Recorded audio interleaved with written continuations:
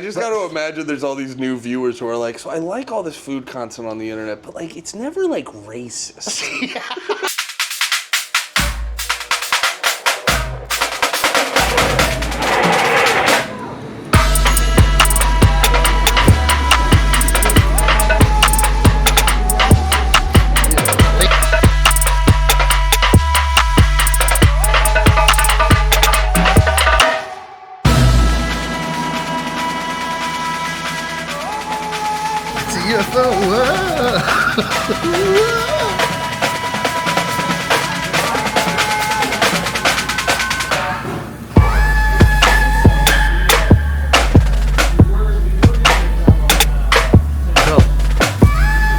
It's peanut butter and jelly.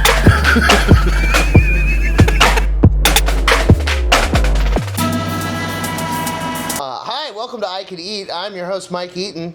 And I'm your other host, Andy Malfrina. Hooray, we're here. We're hungry and large. Yeah, and we're back in Austin. Dude, I'm so excited to do this fucking today because I just moved into my new house. I don't have a lot of pots and pans and stuff, and I have been eating like a child. Ooh. So my sodium levels are through the roof. Everything I've eaten this week is mass-produced, factory farm garbage. So today, I would like something that's actually real today. I was very excited to eat today. Yeah, I'm also excited.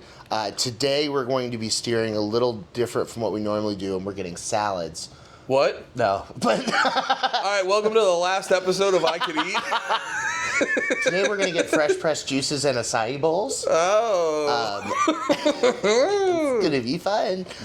No, I have been seeing this place. So the reason this one is different is we are going to go somewhere I have not been yet. Yes. Normally, I'm taking you to places that I know are good and am excited to take you to and share with you. But this one, I think, warrants a visit because I've been seeing it all over the internet. And everybody has been talking about it. I've had a dozen people send it to me in the last week and ask if I've tried it. So I think that it's our duty as of men in the Austin food scene to go and pull up our bootstraps. As Austin food journalists. Yeah. Yeah. As boots on the ground. Boots on the ground. As flip-flops on the ground. We're for you, dude. I wear shoes my wife bought me. Yeah.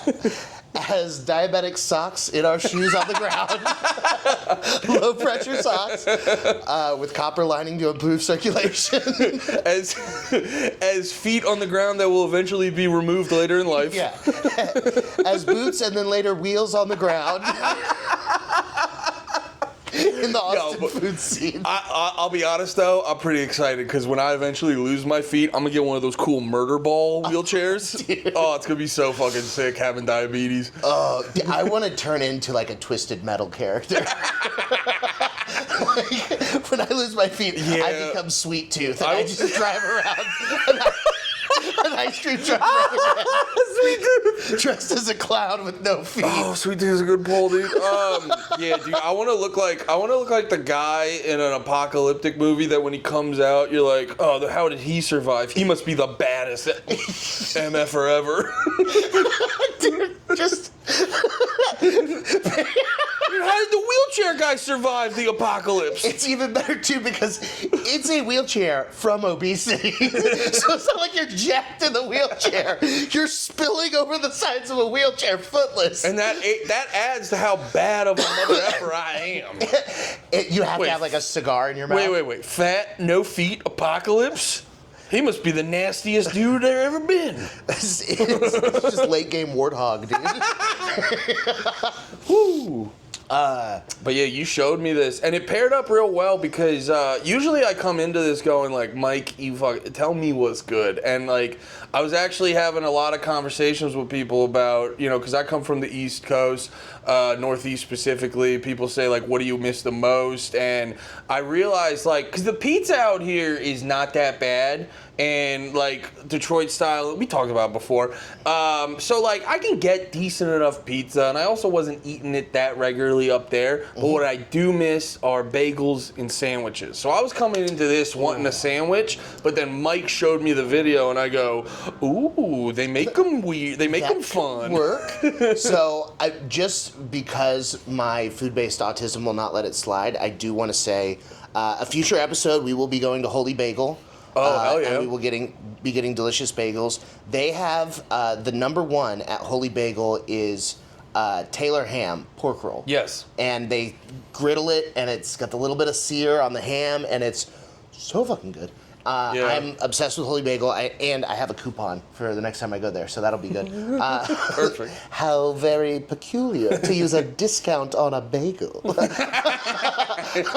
Well, I mean, you're just trying to respect other people's culture. Yeah, I wear a kimono and I eat sushi. I use discounts on bagels. Yeah, and I scream slurs when I eat barbecue. Yeah. If you don't, it doesn't taste as good.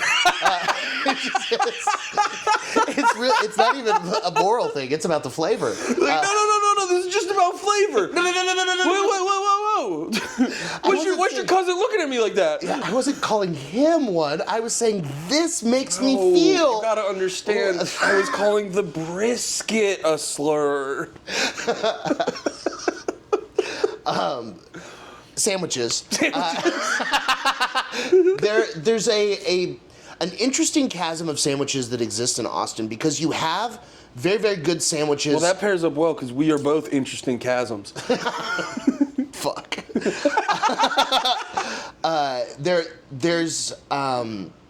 So Ike's Lovin' Sandwiches is a chain out of California that's got a menu with 50, 60 sandwiches, famous for their Dutch crunch bread.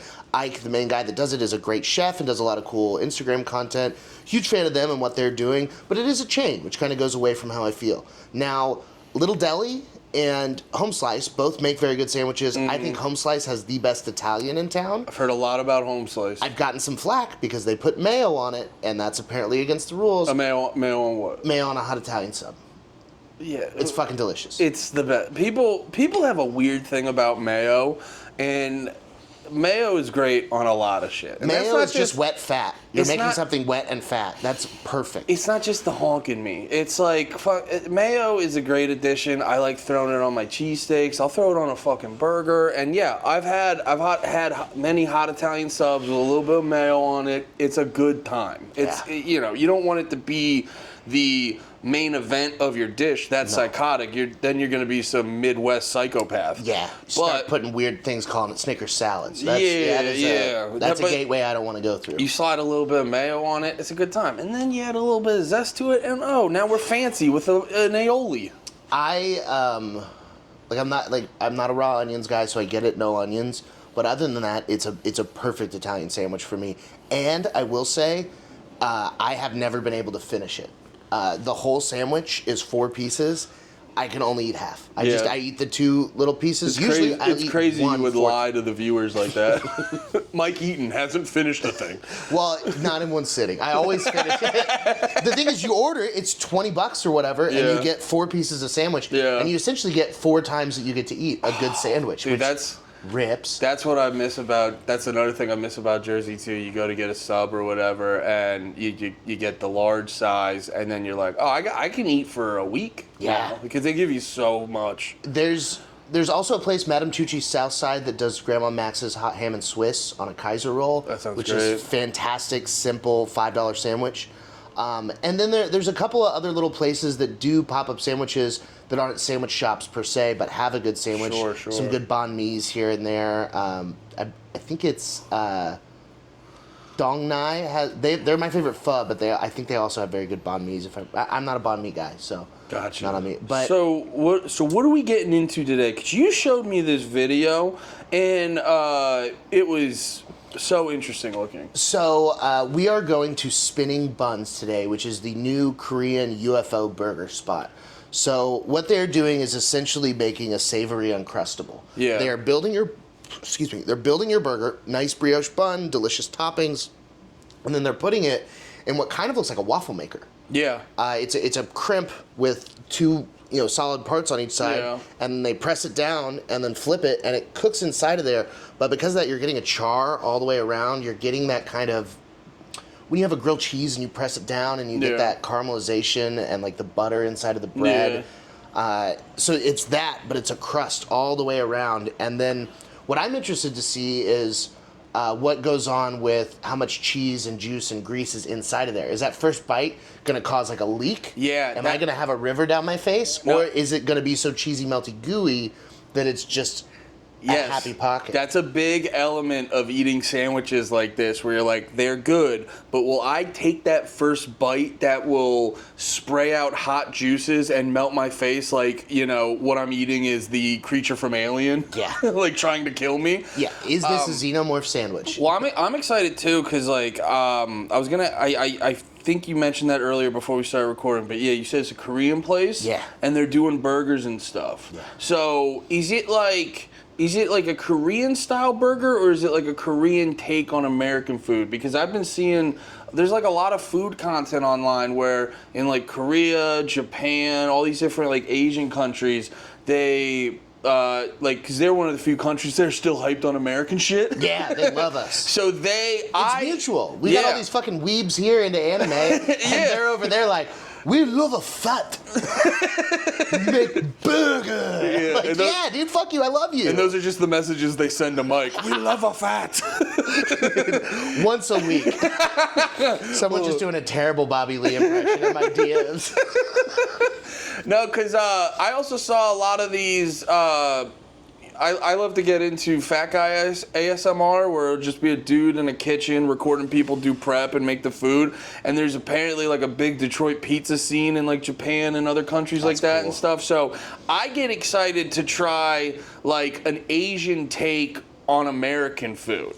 OKK dog is the Korean corn dogs that have like the pieces of potato around them that are almost like a home fried thing. Okay. And you can get it with a corn dog in the middle, or you can get it with just mozzarella cheese in the middle. So you've got essentially this bready, potatoy cheese stick thing. Yeah. They do like the egg sandwiches with the milk. So there's a lot of places where the food cultures of America and Japan, America and Korea have intersected. I'm interested to see, do they do like, is it a bulgogi style seasoning on this, or are they going American seasoning, or they're doing their take on American seasoning? Yeah. So there's a lot of interesting stuff that could happen here. And then also what's going to come into play is my little chicken tendy face, because I don't want pickles or onions on my burg. I don't like mushrooms either. And I feel like those are things that people put into burgers to give them like a menu. Yeah. Like the easiest way, like you have meat, cheese, bun. Well, you can do onion, you can do pickle, you can do mushroom, you can do... Yeah. There's like these few things that you can add to it and make it a different burger. Yeah. You don't like onions on it? Oh, because like, dude, a burger covered in like caramelized onions is a great time. I wish I loved it. Oh, I wish you did too. If I could pick to like it, I would. Yeah, I hear you on that one. I've tried recently. I've tried recently to eat onions and be like, and it's just, it sucks. No, it feels like a disability. It does feel like you're like the one guy who hasn't figured out why the Beatles are good. Yeah, I hate the Beatles. Yeah, they suck. And you're just watching everyone else like it. It's how I feel with like a lot of popular sports. Mm-hmm. Like I'm just a dork who's into like professional wrestling and shit. Yeah. And I watch how people get passionate about like football and shit, and I go, I wish I had that. I think I just started to give a fuck too late in life, so I can't have that. Yeah. One more thing I want to mention before we get out of here. You were saying about the seasonings, with like having like Korean seasonings on American food.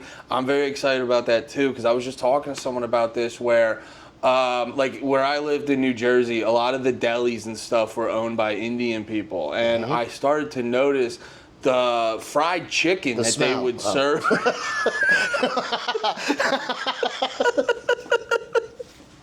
No. I would always send them Bob's, so they were real cool with me. Bob's and Biggie, dude. Yeah. But God damn it, dude. That's so funny. No, I would always notice the fried chicken at these places. You would get it and you'd be like, what the hell does Indian fried chicken taste like? But you take the Indian seasonings and mix that in with fried chicken, and I gotta give them props. It's a good fucking time. Dude, I have watched rural Indian TikTok quite a bit. Yeah. Because they're one of the things that they do that I really, really enjoy. Is that why you pour your drinks through your hand? No, it's to show that I wiped. But...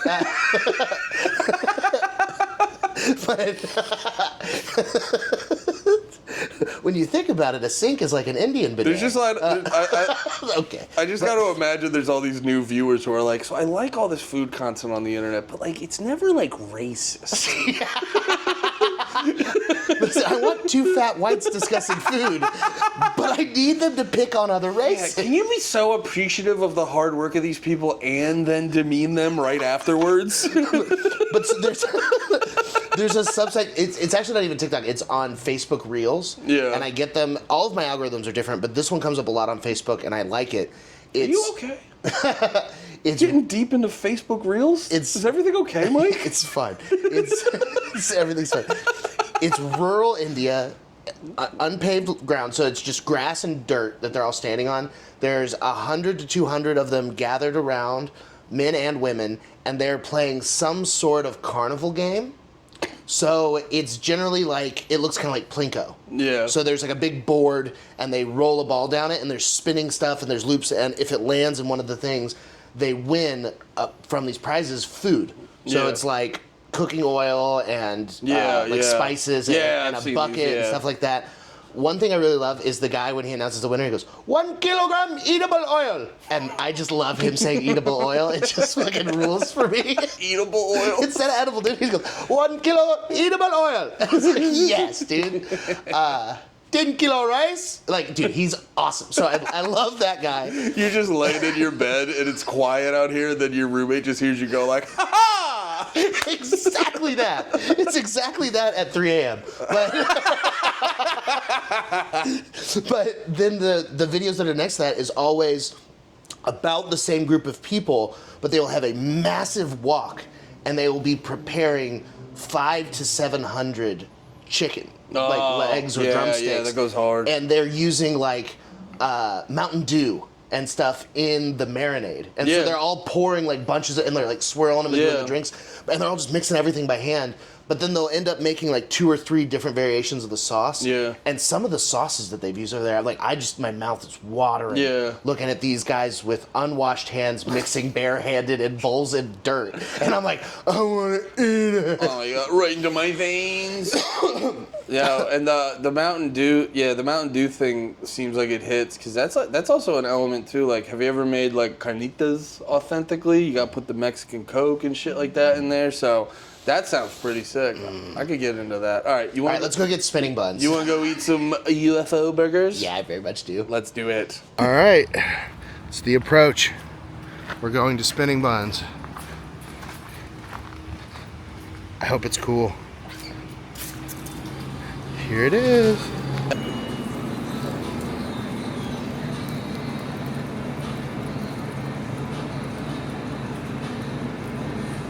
That's so awesome.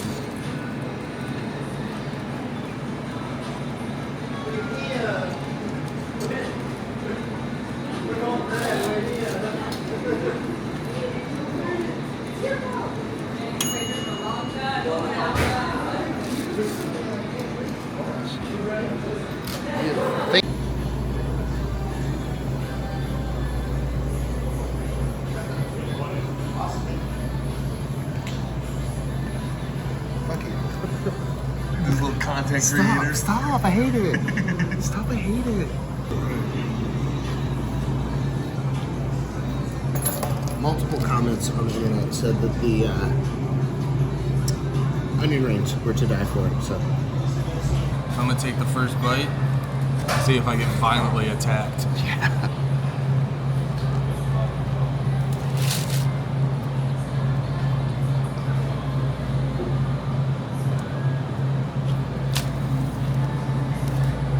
Nothing has exploded out of his chest. Nothing's on the shirt. We're calling it a win. White shirt to a burster possibility? That is bold. So that was the classic spin? Classic spin, good taste, solid flavor. This is my personal preference. Onions were cut a little bit too big, but that's not the end of the world. That's more of a preference thing. But yeah, good overall flavor. Let's try the chicken one.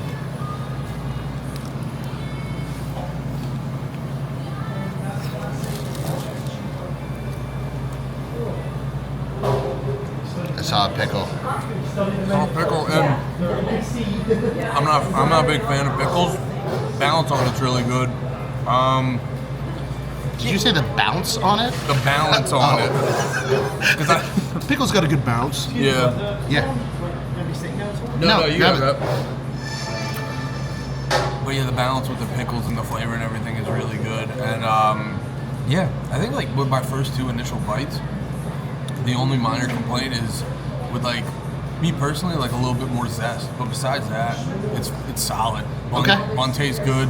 The big thing for me is the structural integrity, because you get a lot of these like fancy sandwiches and stuff like that, and they just fall to mush, and they just end up being they look cool on Instagram, but they're not practical when you eat. But the practicality of this is insane. So this is mine. It's the UFO. I was expecting a full seal.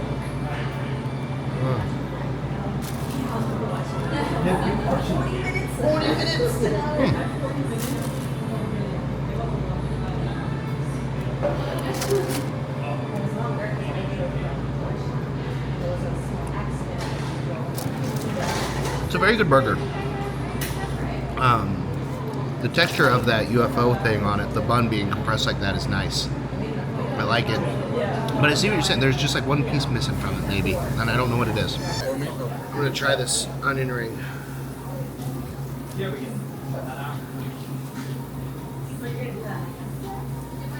Yeah. Please. These are fantastic. This is why you read the reviews. Someone said the onion rings were great. I'm notedly not an onion guy. Great onion ring. Really good. Really good. Oh, I also want to say this. Getting more bites into the burger, the way that like the cheese melts inside the pocket makes for really good solid bites. Like I think you said before though, I think maybe if they had more sauce options. But besides that, it's really good. Yeah. Point is 100% correct. As you get to the middle of the burger, there's definitely enough sauce and all that cheese, and it kind of congeals together. And it does give you that very satisfying, uncrustable-like feeling when you get to the middle of it. Like, ugh, I'm a little boy. All right, so Mike has The PB&J spin. I don't know, I feel like if you go to an Uncrustable place, you gotta get a normal-ass Uncrustable. But it's the same brioche they use for the burger. Ooh, it's still hot. I'm gonna wait a second because that's burning me. You got a full seal all the way around. That's what I wanted. That was what I required. I needed it. Now I got it. Pretty happy. We can stop recording while we wait for it to cool. Are we prepared? Oh yeah. yeah. No, Shut up. That was the most slack-jawed ass answer I've ever done. Is it working? You fucking drooled, man. I hope the peanut butter burns the back of your throat. Oh, it's gonna hurt so bad. I can feel it. No, the little message popped up, so I wasn't sure if it was recording. Alright. It's a UFO. Whoa! Whoa!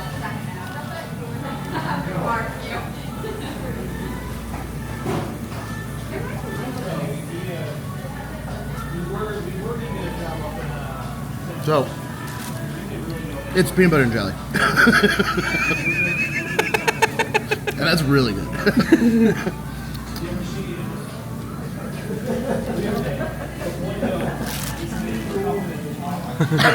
All right, and we're back. And we're back from Spinnin' Buns. Spinnin' Buns.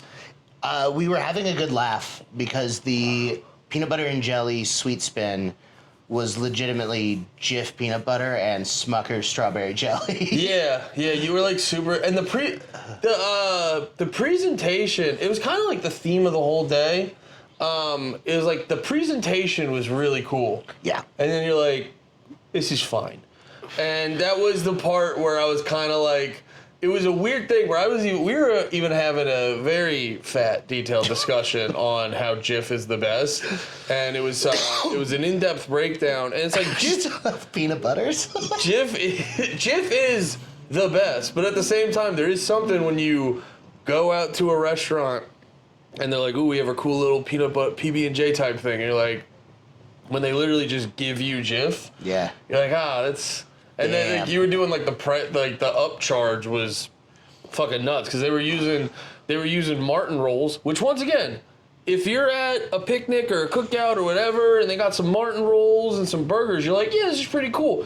But then when you go to the restaurant and then they're like, here's your Martin roll and your PB and your Jif peanut butter, you're like, what? I can go buy all this. It's one of the, like, there's a lot of times when I go out to eat, I think, man, I'm so glad I did this, because what it would take for me to go get all the ingredients, do all the prep, get everything ready to make this would just be so much exponentially more time cost. Yeah. But paying $20 for the dish, I feel like I'm making out like a bandit. Yeah. But then today, so I got the classic spin, which is the burger inside the UFO. Which I got as well. I got the onion rings. I got the sweet spin, the PB&J, and I tipped the default of 15% on there. I'm trying to get better about not tipping at counters. In that moment, I like bullied myself into doing it, and then the second I did, I go, why did I do that? It's at the counter. I will say this, I will give the businesses a slight pass or benefit of the doubt. I've heard in those systems that they use to set those up, that thing just comes custom on a lot of those. So there are a lot of times where it might just be the business that's just in the system that they paid for. Yeah, like I don't fault them for asking, and like I have always hit 20% because you're supposed to tip 20%, and it's gotten to the point where it's like, you're charging me so much. It's counter service. I walked up and got it from the counter. Yeah. Like, you're making it. That's what I'm paying for. Like, you're not coming to my table. You're not taking an order. You're not bringing the food to the table. You're cooking and calling out numbers, so you get paid a shift pay for that. Yeah. Like, and that's baked into the cost of it. So I'm trying to get better about like standing on my word. But so all of mine, even with the 15% tip, was I think 23 something. It was 23.66. I remember. Cause and then mine was I just got 2 of the burgers, so I think with tip mine was like 22. Yeah, so I mean they're not bad price. The burger was $9. They had a spin of the month that was a ribeye steak sandwich with sauteed mushrooms and onions and swish and ribeye. It was only 10. Yeah, that seems very reasonable. Yeah, my impression of this place is it's very fun to go. I think this is like the equivalent of Cards Against Humanity. Yeah. If you're with somebody that hasn't been there, if you're with somebody that likes fun party games, it's a fun game to play once. But you can't go there. You can't play Cards Against Humanity every month. Yeah. Because you know all the fucking cards by then. Like you can't have a UFO burger as your main burger. This is just it's a fun, cool experience. The service was nice. The people were nice. They let me come back in and film. Like, it was good. Yeah, they were really nice there. And we'll put in video of it right here. Watching Mike go behind the counter and then walk back and was like, I hated that. Oh, I don't know how these other fucking people do it. Like when they're just up in the kitchen making content. Like, well, that's why you were making fun of me. That's why I was like, I was like, oh, Mike, they have a patio. And then Mike starts making fun of me, showing me the temperature. He's like, you see that? It says 90 degrees out, Andy. And I go, no, I know. I was like in my head, like, I know it's hot. I just, doing this around people, the level of cringe in me sometimes goes through the roof. I don't know how these other psychopaths do it without feeling like a piece of garbage. I feel like such a fucking loser when I'm sitting there with my camera and my food, like, my food opinions are important. Hey, everyone else, quiet. We're eating on camera. Like, it's just like, what kind of diva fucking dickhead? But then also, my food opinions are good, and people should listen to that. It's like, when you're here safe in the apartment, that's when you're like, let it fly. When you're out in the field, you're like, I'm sorry about everything. Dude, when we were getting into that conversation about peanut butter, like, I felt myself like reach a place of vulnerability where I was like, yeah, I can talk safely with Andy.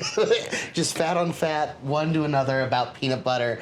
And I don't have to pretend it. I just be like, yes, if you're just eating it with a spoon off of your bedside table, Jif is the best. Jif Creamy, for that smooth top of a fresh jar of peanut butter. Yeah. When you stick a spoon in that, that's as good as sex. Yeah. Like, it's so good. And Jif peanut butter is a great thing to have sex with. Man. Only creamy. Chunky, I always get the nuts caught in my foreskin. Chunky just reminds me of every problem I had in college. It's just like, well, you're going to taste this later. The worst is when you leave peanut butter in your dick and like the dog doesn't get all of it, and then you go to scratch in your sleep and you smell it. I have to go to the cat. You're like, I hate that tongue. But anyway. But no, my big problem. So Spin burger. What was it? Spinning buns. Spinning buns. Clap on my cheeks. We're the experts that are critiquing your establishment. yeah. Just take it with a grain of salt. No, it was like it didn't fully connect till you like really pointed out like they're just. Pause for emergency. Yeah, it didn't fully. I had the thought kind of swirling in my head, and it didn't fully register until you like pointed out. You're like they have Jif and Smuckers back there, and then you're charging like and like that made me realize the sort of just normality of all the ingredients, and that kind of encompasses my main complaint about this place because I don't want to like. I'm not sitting here saying this place is bad. I'm just realizing, like, dude, they literally just have to tweak a few things here and there. What like, did make me laugh very hard is that I should have taken a picture of it because they had a fridge that was behind where the register was, and in the fridge there was 2 gallons of Bluebell vanilla ice cream. Yeah. That was an add-on for $2. You could add a scoop of ice cream to any of the sweet spins. So in there, and then they had a few other just various items that were involved in prep, sauces and such. And then at the top on the fridge, the messaging on the fridge said extraordinary ingredients. It was like, brother, but you can't tell me extraordinary ingredients when I can see 4 brands sold at Walmart. Yeah, that was like my only thing. Like at the price point, it'd always be one thing if everything was cheaper. I don't know if I'd have the same complaints. But it's just like you're at like a regular restaurant price point. So like, okay, if you're gonna give me a Martin roll, I don't know, throw a little like some type of oil on it to zest it up with like some flavoring and shit like that. And it's like, maybe have more options to throw in interesting sauces in the mix. Maybe like a little bit more flavor to everything. It literally just, it felt like flavor-wise, everything felt very base level. But that being said, it's why I don't want people to like be discouraged from going there. Like, everything in there, in my opinion, is a quick fix. Yeah. Like, you literally just have to, dude, the chicken sandwich was fine. Make that a little bit more spicier. Saute your onions a little bit more. Put a little bit more zest and stuff. Have a slightly more interesting roll. Or, like I said, put some seasoning on it to flavor it up. It's all like... It's all just minor tweaks to make it, to really elevate the overall experience. It's also like, I think going in there, I did go in with the knowledge like, this is kind of just a fun gimmick. Yeah. It's and like I even said it at the end, like it took a minute to realize. I was like, oh, this is just a fucking panini. Yeah. It's they're just putting in a panini press, but instead of lines, it's a circle. Yeah. And it was good. I wasn't disappointed with anything there. I'm not mad at the meal. No. And it's one of those things where if I had some friends in town, I would be happy to take them there. Yeah. But I would say that if I have someone that's looking for like an incredible burger, that isn't going to register for me as an incredible burger. That's going to register for me as a cool place. Yeah. And what really it's going to be is if I'm up in that Barbara Jordan shopping area and I'm in one of those stores and it's like, hey, let's go get some food, then I'm over there by Spinning Buns and I'll stop in. Like that's the perfect situation for it. Yeah. It's in a good place over there. Like the business is going to do well because there's a bunch of people going to lunch over there. There's businesses, there's hospitals. Like and $9 for a burger from a restaurant isn't terrible. No. You know, and it's a good it's a good amount of food. It was a hefty burger. Yeah, it's a good too, like middle of the like getting some like if you're like you said, if you're at work and you need to go get lunch, and some of these places you go to lunch and then the second half of your day you're useless because you just like ate a whole trough load of food and everything like that. This is like a good amount of food where you can actually feel like a human for the rest of the day. Well, and like if we hadn't been trying it for content, I wouldn't have gotten the PB&J for my lunch. So if I'm going there for lunch, I'm having maybe a burger and fries, and that's $15. Yeah. Oh, and we gotta say too, like we are being overly critical. The onion rings were next level. They were gas. Onion rings were really good. Some of the best I've had. And you said you said it before. You're not an onion guy. So the fact that you like annihilated those onion rings was it showed how good they were. So it's like that's my other thing that I was like, okay, you guys have the ability to really fill this shit with flavor. just stop playing it safe. Because that's the other thing. It's like, you're in Austin. Like, I could go anywhere, and like, it really stuck out with the chicken sandwich. It's like, guys, I can go anywhere and get a crazy good chicken sandwich, a crazy piece of fried chicken with all this flavor.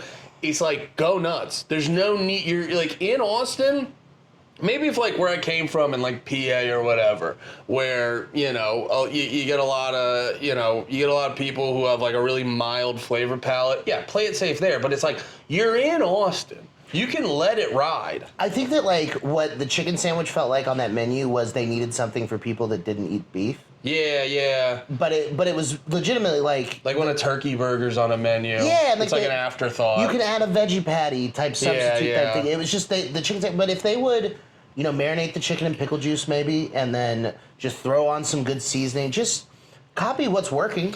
Yeah, there was. Look how well Hot Chicken is doing in town. Yeah. Fucking Hattie B's brought in a location from Nashville to open up here. Tumble 22 is crushing it. They always have a good lunch rush. Yeah, and I think like Gus's. I think you're right about the. I think you're right about the afterthought, because I cannot confirm this. I did not check closely, but just eating it, it had the energy that it possibly could be frozen, a frozen patty, which I just, not to sound like a fucking dickhead, but I just don't think that's good enough in general. So if it was, that is a big problem. It's like, if you're serving chicken, you're in Austin, it should be fresh chicken. Fry it right now. Yeah, you should be frying it. And if you're not, it's also too, it's like, you don't have to have that. You could just like save the time, have a third really good burger. Like I like the spin of the month. Like them doing a ribeye spin of the month, that's cool. If you need to figure out your chicken stuff, do a spin of the month and put some like gochujang on it and make it like a Korean spicy. Like if you're a Korean style place, you've got a lot of Korean fried chicken is massive. I mean, it's a whole genre of fried chicken, and then you're frying chicken in like a Chicken Express style way. Like you're giving me a McChicken. Yeah. Essentially, like. Yeah. Once again, I can't 100% confirm, but I'm telling you, that's what it felt like as I was eating it. I was like, there's a strong possibility this was frozen. So I don't want to be negative about this. This is not a bad review. I'm not saying they're bad. I'm saying that they are good, could use improvement, and would be fun to go once. I enjoyed that. I had a good time. Let me put it this way. Everything was very good. But it had that energy, because like I couldn't tell if this was like a franchise spot or not, but regardless, it had that energy like it was a franchise spot, and the corporate people were like, this is how we do it, keep it down the middle, play it easy, and it's like, I was sitting there just thinking in my head, like, all this could, like, just throw a little bit more zest and a little bit of extra shit, and it just could be elevated so much. So that's my thing. That's why I still want people to go there, because, like, I think there's high potential for this food to get to the next level very easily. For sure. I think, like, one thing that they could do today that would dramatically improve just user experience is take your ingredients like the Smuckers and the Jif and all of that, and just put them in your cooling tray. So it was an open kitchen, so that was the reason we could see all the ingredients. And I don't mind seeing a big industrial Restaurant Depot jar of Nutella, because that's not what I register as. I can go buy that at the store tub of Nutella that they have up there. That's a Restaurant Depot one. But the just creamy Jif or chunky Jif jar sitting there, and the 6-pack of Smuckers with the red and white on the jar, it just looks like what I buy when I make myself PB&Js at home. And so then immediately, I'm not thinking, like, you can trick me. If you make all that stuff in the back and don't tell me what it is, I'm dumb. Like you were saying, like, Jif might be the best peanut butter. I like how you're giving them the code to just, like, this is how you scam me. Yeah, but you're not doing anything wrong by using Jif and Smuckers. The problem is that I can see your Jif and Smuckers. There is a visual component when you can. The kitchen's in the back for a reason. Yeah, when you physically see the jar of Jif, it just reminds you it reminds the customer how regular all your ingredients are. What immediately happened for me is I clocked that jar, I clocked the jam or the jelly or whatever it was, and then I did the math in my head, and I said they charged me $5 for 36 cents worth of ingredients and $1 worth of labor. Like, a dude went splurt, stuck it in a thing and closed it and waited 2 minutes, and that like that to me, like had it been just in one of the metal prep jars, and he had taken just a spatula and done that, I would have thought nice ingredients, nice stuff, $5 is a steal. Yeah, and then when you find it was really the PB&J that solidified the whole thing, because like I said, there's that, like what you just said, and then I'm like, I remember as you're eating that, I look over in the fridge and there's just bags of Martin rolls, and I was like, oh yeah, he really did just spend $5 for PB&J on a Martin roll. Yeah. You know what I mean? And I'm like, yeah, it's just, I would just say it might be, either hide all the ingredients or just get a little bit better, or a little bit of some sort of way to zest everything up a little bit more. Yeah, so like, I think that you hit the nail on the head, that it is a corporate chain establishment. It's a kind of like restaurant in a box, where they got like a set of uniforms, a set of things to put up, a POS system that they, installed with the little tip thing on it, and they got everything, and they were just like, you paid $100,000, now you have a Spinning Buns franchise, here's how you run it. And so they're just running it based on, the instructions there, but like, get into it. Because it's a great concept, it's great food, it's a great location. Don't be afraid to go even more into it. Because, I mean, we loved it, I would like to love it more. Yeah, I get it. Yeah, that's the reason I'm being like so passionate about it, because it was in general like a 6 or a 7, but I can see it being a 9 easy. Yeah. If you just like minor tweaks, it could be a 9 easy. Yeah, it's like if you and I went to the gym. Huh? We would be so hot. The what? There's this guy Jim that trains people. Yeah. And I don't know where he is. Everyone seems to go to him, but. Like, if we were, if we took care of our bodies, we'd be hot. But instead, we're like a 6 or a 7. Yeah, we could be a 9. We're the Spinning Buns of fat dudes. Yeah, that's why we love you, Spinning Buns, because you are us. You remind us of how much we hate ourselves. And I, too, am round and desire to be put in someone's mouth. Well, this has been a fun episode. I enjoyed it. Make sure like and subscribe. Yes, thank you for watching. Thank you guys so much for watching, and we'll see you next week. We love you.